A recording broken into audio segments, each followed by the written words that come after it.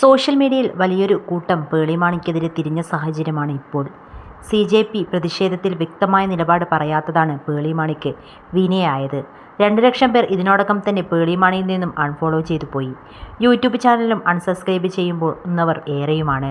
കേരളത്തിൽ ഏറ്റവും ജനശ്രദ്ധ ലഭിക്കുന്ന ഇൻഫ്ലുവൻസറാണ് പേളിമാണി. പേളിക്ക് ഇങ്ങനെയൊരു സാഹചര്യം നേരിടേണ്ടി വരുമെന്ന് ആരാധകർ പോലും കരുതിയിരുന്നതല്ല. അത്രയും സൂക്ഷ്മമായി പേളി കെട്ടിപ്പടുത്ത ഇമേജും പേരുമാണ് തകർന്നു വീണത്. പേളി സമരത്തെ നേരിട്ട് എതിർത്തിട്ടില്ല. എന്നിട്ട് പോലും ഇത്രയധികം പ്രത്യാഘാതങ്ങൾ ഉണ്ടായി. ദിയാകൃഷ്ണയാണ് വിമർശനം നേരിടുന്ന മറ്റൊരു ഇൻഫ്ലുവൻസർ. പേളിയുടെ നിലപാടല്ല ദിയ സ്വീകരിച്ചത്. പ്രതിഷേധിക്കുന്നവരെ പാടെ തള്ളിക്കളഞ്ഞ് സർക്കാരിനൊപ്പം നിന്നു. ഇതിൻ്റെ പേരിൽ ദിയയ്ക്ക് കടുത്ത വിമർശനം നേരിടേണ്ടി വന്നു. അൺഫോളോ ക്യാമ്പയിൻ ഉണ്ടായി. എന്നാൽ ഇതൊന്നും ദിയയെ പിന്നോട്ട് വലിക്കുന്നില്ല.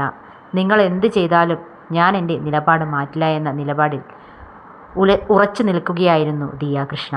ദിയയുടെയും പേളിയുടെയും യൂട്യൂബ് വ്ലോഗുകൾക്ക് ഇപ്പോഴും ഒരുപാട് വ്യൂവേഴ്സുമുണ്ട്.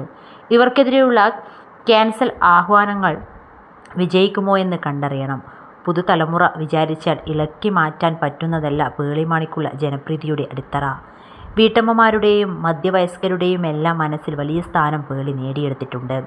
യുവതലമുറയല്ല പേളിയുടെ വ്യൂവേഴ്സിൻ്റെ ഭൂരിഭാഗവും.